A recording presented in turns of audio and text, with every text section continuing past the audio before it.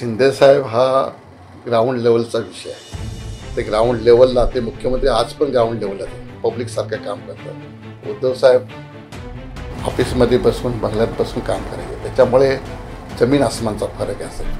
आणि त्याच्यामध्ये बघायला तर आज ते साहेब 100% तर त्या 20% अशी परिस्थिती आहे. तर ही काम करण्याची तरीक्याची हीच जर पहिली 2.5 वर्षात झालं असतं तर ते झालंच नसतं.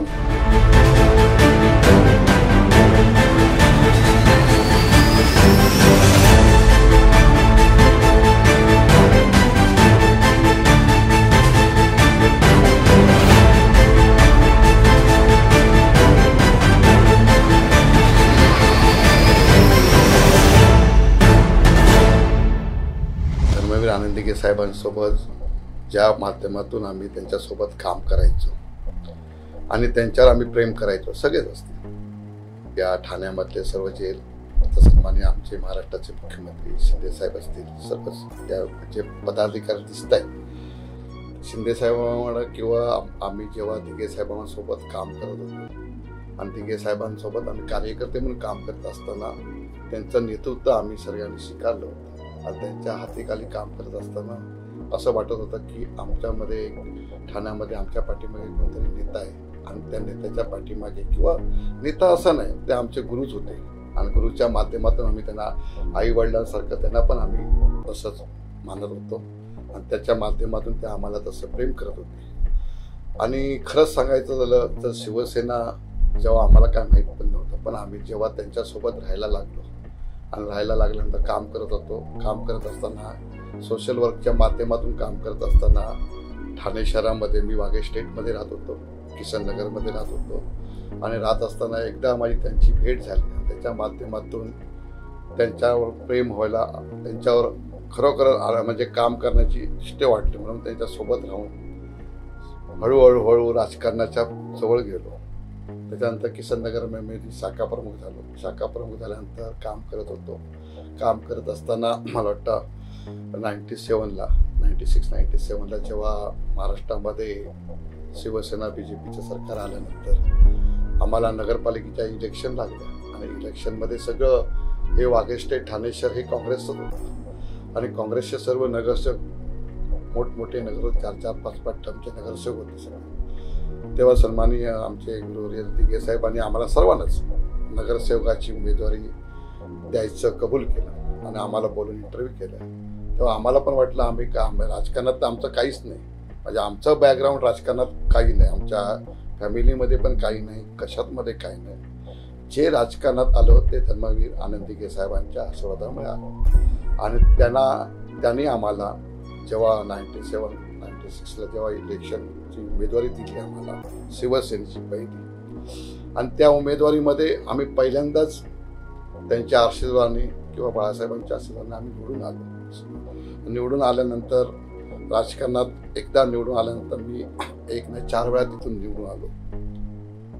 शिवसेनेच्या माध्यमातून 2 वेळा 3 वेळा आलो. मध्ये मी दिघे साहेबांचं देहांत झालं, त्याच्यानंतर मी काही काँग्रेसमध्ये गेलो आणि काँग्रेसच्या माध्यमातून पण मी 2 वेळा निवडून आलो. आणि त्याच्या माध्यमातून गेत असताना राजकारणात बघा, राजकारणात सगळ्या गोष्टी होत असतात. त्या माध्यमातून आम्ही काम करत होतो. काम करत असताना आमचे इथले नेते सन्माननीय आत्ताचे महाराष्ट्राचे मुख्यमंत्री शिंदेसाहेब ते या विभागात काम करत होते, ते आमदार होते. आणि त्यांच्या माध्यमातून जेव्हा आपल्याला वाटलं की या माध्यमात की या ठाणे शहराचा एक चांगला नेता आपल्यासमोर आहे, दिघे साहेब गेल्यानंतर, आणि ते एक चांगलं नेतृत्व ठाणे शहरात करतात, म्हणून त्यांच्यासोबत जायचा निर्णय करून त्यांच्यासोबत राहायचं मान्य केलं. मी नगरसेवक असलो किंवा 2 वेळा मी स्टँडिंग कमिटी चेअरमन झालो, सगळ्या पदं मी 4 वेळा नगरसेवक झालो. आता मी आमदार सन्माननीय शिंदेसाहेबांच्या माध्यमातून झाल्यानंतर, आणि त्याशिवाय मी पहिल्यापासून मी बिझनेसमॅन आहे. माझा स्वतःचा व्यवसाय आहे.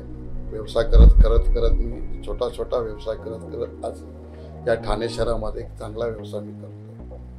प्रत्येक बिझनेसच्या माध्यमातून बघा, प्रत्येकाने मराठी माणसं व्यवसायामध्ये कमती असतात, पण त्याच्यामधला मी एक आहे. आज पण मला व्यवसायामध्ये येण्यामध्ये धर्मवीर आनंद दिघे साहेब असतील, हे सर्वांचेच आशीर्वाद माझ्या पाठी लागलेले आहेत. आणि ते लागत असताना त्यांचं सहकार्य बाकी माझे सर्व मित्र परिवार, माझे सर्व सहकार्य, या लोकांचा प्रोत्साहन मिळाला म्हणून आम्ही या व्यवसायामध्ये मी आता थोडा माध्यमातून या ठाणे शहरामध्ये व्यवसाय करू लागलो. आज मी सगळा व्यवसाय करतो. कंस्ट्रक्शनमध्ये असेल, हॉटेल मॅनेजमेंट असेल, ऑटोमोबाईलमध्ये असेल, अदर 4-5 बिझनेसमध्ये मी काम करतोय आणि त्याच्यामध्ये मी सक्सेसफुल आहे. आणि एक मी जास्त मोठा बोलत नाही, पण छोटा व्यावसायिक तर ठाणे शहरामध्ये आहे. जेव्हा हा उठाव झाला, सन्माननीय आमचे नेते आताचे मुख्यमंत्री एकनाथ शिंदे साहेब हे उठाव हे ठाणे शहरात, आणि त्याने मी राजकारणास एकदमच आम्ही सुरुवात केली. एक आपला मनुष्य काहीतरी करतोय आणि त्याच्या पाठी उभं राहणं हे माझं कर्तव्य आम्ही समजलं. पहिलं सर्वात आमच्या ठाण्यातले आहेत ते, आणि ठाण्यातले असताना प्रत्येकांना वाटतं की आपला मनुष्य आपल्या त्यांच्यासोबत राहावं. पण राजकारणात सगळ्या गोष्टी होत असतात. मध्ये मी राणेसाहेबांसोबत गेलो, राणेसाहेबांसोबत मी गेलो, काँग्रेसमध्ये 10 वर्ष होतो, त्यांच्यासोबत खूप चांगलं काम केलं असं नाही. त्यांनी पण मला सगळ्या गोष्टी ज्या माध्यमातून त्यांना जेवढं सहकार्य काँग्रेसमध्ये देता येईल तेवढं मला त्यांनी केलं, असं काही नाही. आणि त्यांना पण मी तिथून निघताना पुन्हा मी शिवसेनेमध्ये आलो सन्माननीय शिंदे साहेबांच्या नेतृत्वाखाली. तेव्हा पण मी त्यांना सांगूनच आलो, मी असं कुठलंही आज पण राणेसाहेबांचे माझे संबंध चांगलेच आहेत, आणि कुठल्याही पॉलिटिक्स लीडरमध्ये, नेते लोकांमध्ये माझे संबंध सगळ्यांचीच चांगले आहेत. बघा, राजकारण होत असतं आपण. जेव्हा आता सन्माननीय शिंदे साहेबांनी जो उठाव केला, 50 आमदारांनी उठाव केला, किंवा इथले आता 50 आमदार असतील, 13 खासदार असतील, आणि महाराष्ट्रातले सगळे लोकप्रतिनिधी, नगरपालिका, नगरसेवक, जिल्हा प्रमुख, शाखा प्रमुख, गटप्रमुख, विभाग प्रमुख, मला वाटतं याच्यामध्ये 60-70% लोकांनी शिंदे साहेबांना पाठिंबा दिला. शिंदे साहेबांवरती पाठिंबा दिल्यानंतर त्यांच्यावर एवढं प्रेम करतात, आणि शिंदे साहेब त्यांच्यावर प्रेम करतात. मला वाटतं शिंदे साहेबांनी जो उठाव केला, 1.5 वर्ष होत आला आपल्याला. 1.5 वर्षाचे शिंदे साहेब या महाराष्ट्रामध्ये जे काम करतायत, मला वाटतं तो मनुष्य 18 ते 20 तास काम करतोय. ज्या दिवशी मुख्यमंत्री झाल्यापासून आम्ही आज बघतो, रोज आम्ही त्यांच्यासोबत असतो. कुठल्या कार्यक्रमाच्या निमित्त त्यांच्यासोबत असतो. सकाळी 5ला झोपणं, सकाळी पुन्हा सकाळी 8ला तयार असतात. अशी परिस्थिती आता तुम्ही टीव्हीच्या माध्यमातून, मीडियाच्या माध्यमातून आम्ही बघत असतो ना. म्हणजे मनुष्य झोपतो कधी? हा बघा, त्यांनी जी जबाबदारी घेतलेली आहे महाराष्ट्राची, की महाराष्ट्र एक सुंदर व्हावं, महाराष्ट्राची जनता सुखी व्हावी, आणि त्याच्यामधून महाराष्ट्रासाठी काहीतरी करावं, त्यांनी जे स्वप्न घेतलेलं आहे त्याच्या पाठी उभं राहणं आमच्यासारख्या कार्यकर्त्यांचं एक मोठं हे असतं. म्हणून आम्ही सर्व ठाण्याचे जे काही पदाधिकारी आहेत, मी असेल, प्रताप सरनाईक असतील, नरेश मस्केजी असतील, सर्वच लोक, आणि काही सर्व आमचे नगरसेवक पदाधिकारी असतील, यांनी त्यांच्या पाठीमागे उभं राहायचा निर्णय घेतला, आणि त्याच्या माध्यमातून आम्ही सर्वांनीच एक मताने निर्णय घेतला.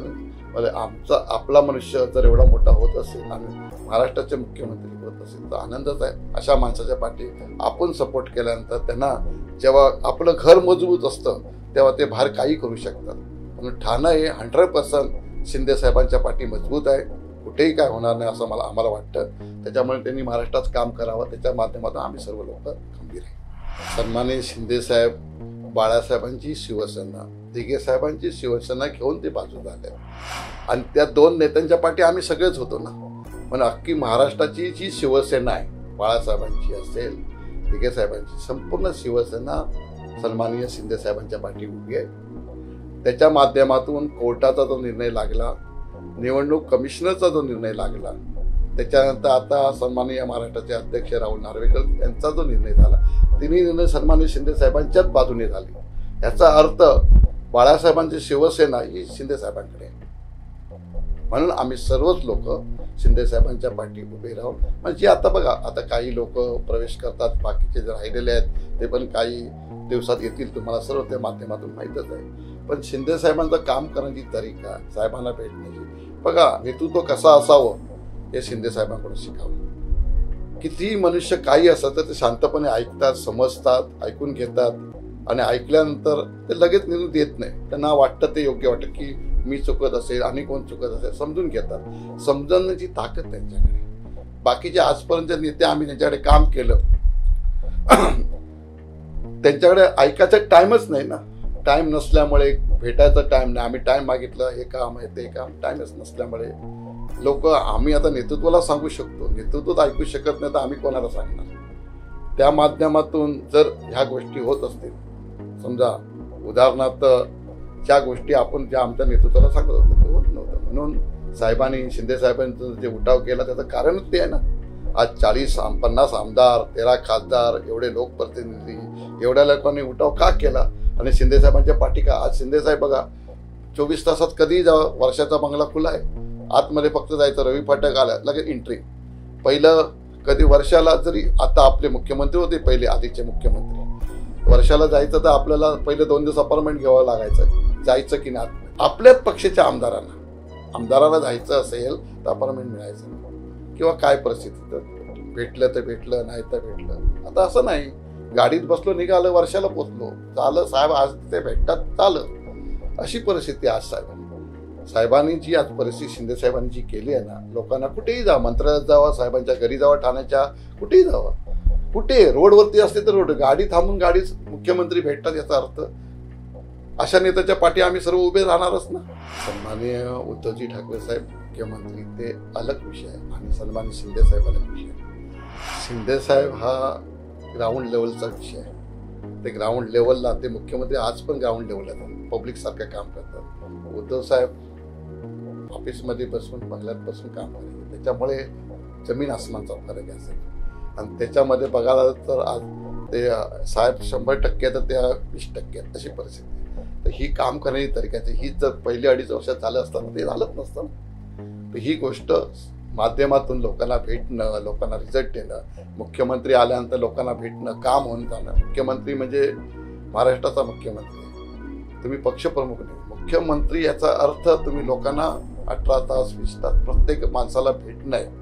तुमचं अपॉइंटमेंट फिक्स असतात, भेटणं जरुरी आहे, काम करणं जरुरी आहे. प्रत्येक आमदार देणार, त्याचा लेटर होते, काम होणं न होणं हा सेकंड पार्ट आहे, पण निमांतर भेटून तर आपण त्याला सर्व्हिस तर देणं जरुरी आहे, त्याचं ऐकणं तर जरुरी आहे. बाळासाहेबांचे शिवसैनिक, बाळासाहेबांनी जे बनवले तेच शिवसैनिक ही शिवसेना चालवते असं माझं मत आहे. आणि त्याच्या माध्यमातून शिवसेना टिकली पाहिजे, बाळासाहेबांची शिवसेना टिकली पाहिजे आणि त्याचा धनुष्यबाण हा पण टिकला पाहिजे. आणि हे टिकण्यासाठी हे सर्व जे घडलं त्याचं कारणच ते आहे. बघा, महाविकास आघाडीमध्ये काँग्रेसला तर साहेब, बाळासाहेब तर विरोधात करायचे, काँग्रेस राष्ट्रवादी कधी केलेच नाही. आणि ते ह्या महाविकास आघाडीमध्ये आताच्या ज्या इलेक्शनमध्ये उद्धवजी ठाकरेंनी जे केलं त्याच्यामधून जी शिवसेना नाराजी झाली, त्याच्यामध्ये शिवसेना आपली संपत होती, ज्या गोष्टी त्या माध्यमातून हिंदुत्व आपलं होतं, हिंदुत्वाच्या माध्यमातून. आता बघा ना, रामाचं मंदिर अयोध्येत होतंय, ते बाळासाहेबांचं, दिघे साहेबांचं स्वप्न आहे, ते आज पुरं होतंय. आज केवढा मोठा आनंद आहे आपल्याला. अशी ही कामं जी होत आहेत, सन्माननीय देशाचे पंतप्रधान मोदी साहेब करत आहेत, ही बघा, ही सगळं अजेंडा बाळासाहेबांचाच अजेंडा आहे ना, महाराष्ट्रासाठी, देशासाठी. हा अजेंडा घेऊन सन्माननीय आपली युती पुढे चालवते. त्याच्यामधून आपण युतीतून बाहेर गेल्यानंतर आपला हिंदुत्व बाजूला कुठे ते जात होतं, त्याच्या माध्यमातून आपले लोक कुठे कुरकुर करत होते आणि हे सगळं शिंदे साहेबांना लीड देत होतो आम्ही लोक. म्हणून शिंदे साहेबांनी हा उठाव केला असं माझं नाही. बघा, आता 370 कलम असेल, काश्मीर, अयोध्या असेल, राम मंदिर असेल, हे बाळासाहेबांचं स्वप्न होतं. आणि जेव्हा बाबरी मशीद पडली तेव्हा पण बाळासाहेबांनीच डिक्लेअर केलं होतं आणि त्याचा अजेंडा देशाचे पंतप्रधान आदरणीय मोदी साहेबांनी घेतला होता आणि त्यांनी हा पूर्ण केला. त्याच्यात आपला पक्ष तर असलाच पाहिजे 100%. त्याच्या माध्यमातून सन्माननीय शिंदे साहेब आज त्यांच्या सोबत आहे, ही मोठं आपलं गर्व आहे आम्ही समजतो. आणि हे सगळं घडत असताना आम्ही त्यांच्या सोबत आहे. नाहीतर जी गोष्ट 2.5 वर्षापूर्वी सन्माननीय उद्धव साहेबांनी केली होती ती गोष्ट जर आज असती तर आपल्याला कुठे आपण राहिलो असतो. की जे तुम्ही बोलताय की शरद पवार असतील, सोनिया गांधीच्या पाठोपाठ आपण आपलं अस्तित्व पणाला लावलं, जे स्वप्न बाळासाहेबांचं होतं ते आज मोदी साहेब पूर्ण करतात आणि आपण त्यांच्या सोबत आहे, काँग्रेस सोबत. म्हणजे लोकांमध्ये बोलण्याचं महाराष्ट्रामध्ये कसं बा, उद्धव ठाकरे त्यांच्या सोबत आहेत आणि बाळासाहेबांनी असं केलं आणि महायुतीची अशी परिस्थिती आहे, त्याचं लोकांमध्ये मेसेज चांगला चुकीचा जात होता. आणि चुकीचा जाण्यामुळे आज जे आपल्याला अयोध्येचं असेल, 370 कलम असेल, त्याच्यावरचा जो आनंद होतोय आम्हाला आणि त्याच्यावरती आपण सन्माननीय देशाचं पंतप्रधान मोदी साहेब असतील, आमचे मुख्यमंत्री असतील, हे जे काम करतायत त्याच्या माध्यमातून लोकांमध्ये चांगला मेसेज जातोय. आणि त्याचा खरंच आनंद आम्हाला सर्वांना. शिवसेनेतून फुटला तर तो गद्दार, शिवसेनेमध्ये आला तो गद्दार नाही. मला सांगा, आता शिवसेनेतून फुटला, त्यांच्याकडे गद्दारशिवाय दुसरा पर्याय नाही, शब्दच नाही आहे ना. काय बोलणार, गद्दारच बोलू शकतो. मला वाटतं आता राष्ट्रवादी फुटली नाही का, राष्ट्रवादी पण फुटली. मग शरद पवार कधी बोलले का गद्दार, कधी गद्दार आहे तिला नाही बोलले ना. ठीक आहे ना, माणसाला कुठेही या देशामध्ये कुठे आपल्याला पटत नसेल, तुमचं पटलं नाही म्हणता गेले ना सोडून. सन्माननीय 50 आमदार किंवा खासदार 13 किंवा हे एवढे लोकप्रतिनिधी किंवा इथले लोक नेते सगळे आपले सोडून का गेले? तुम्ही जे करताय चुकीचं आहे आणि त्याच्या माध्यमातून मी केलं आणि केल्यानंतर तुम्ही गद्दार बोलताय. गद्दार कशासाठी? काय गद्दारी केली? कोणाला फसवलंय का? कोणाला काय केलंय का? काय चुकीचं केलंय? आज तेच नेते सन्माननीय शिंदेसाहेब असतील, आमचे 50 आमदार असतील, खासदार असतील आणि नेते असतील, महाराष्ट्र चालवत आहे, चांगलं काम करतायत. लोकांना जे आज सन्माननीय शिंदेसाहेबांचं बघा, मुख्यमंत्री म्हणून महाराष्ट्रात 1.5 वर्षाचे नाव केलंय. तुमच्याकडे 2.5 वर्ष असताना तुम्ही काय करू शकले नाही? ते साहेबांनी 1.5 वर्षात तुम्हाला करून दाखवलं. त्यांना काय त्या गोष्टीचा असताना पण अनुभव नसताना पण त्यांनी करून दाखवलं ना. आज सगळं करतात ना. आज बघा या 8-10 दिवसामध्ये सन्माननीय नाशिकमध्ये मोदी साहेबांनी केलं कार्यक्रम, काल मुंबईमध्ये केला. हे जी कार्यक्रम काम दिसतंय ना, सगळं लोकांना दिसतंय आणि त्याच्यामध्ये जर घरात बसून तर काम होत नाही ना.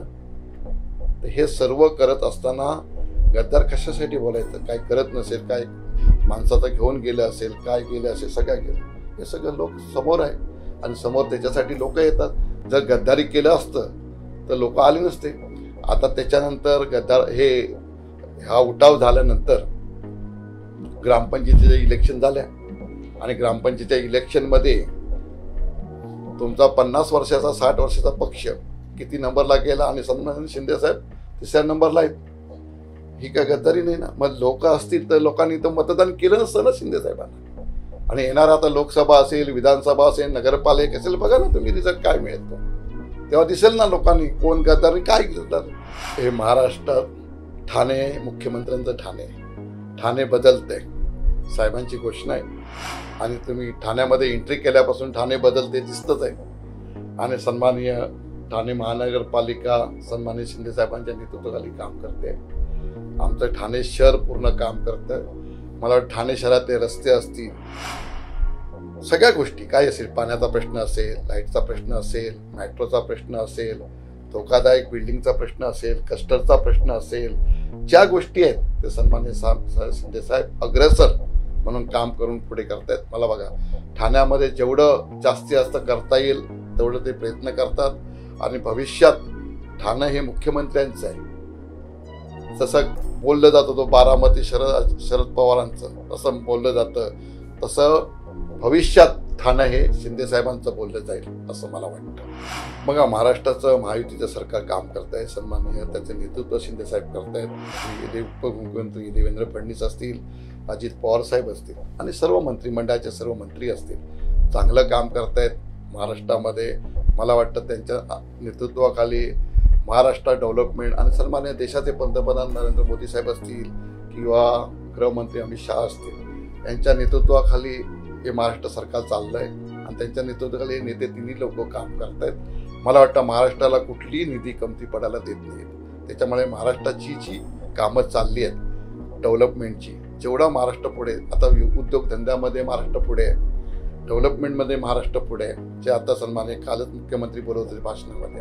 हे सगळ्या गोष्टीमध्ये महाराष्ट्र अग्रेसर असल्यामुळे मला वाटतं महायुतीचं सरकार, आमचे नेते शिंदेसाहेब असतील, देवेंद्र फडणवीस असतील, अजित पवार साहेब असतील, आमचे मंत्री सगळे चांगलं काम करत असं आम्हाला वाटतं. येणारं 2024 हे इलेक्शनचंच पुरं वर्ष आहे आणि इलेक्शनच्या वर्षामध्ये येणारे इलेक्शन, लोकसभा असेल, विधानसभा असेल, नगरपालिका असेल किंवा काही जिल्हा परिषद असतील, या महाराष्ट्रामध्ये किंवा ठाणे शहरामध्ये किंवा ठाणे जिल्ह्यामध्ये या इलेक्शन होणार आहे. सन्माननीय महायुतीच्या पाठीमागे लोक उभे राहून महायुतीचे सर्व उमेदवार विजयी करतील.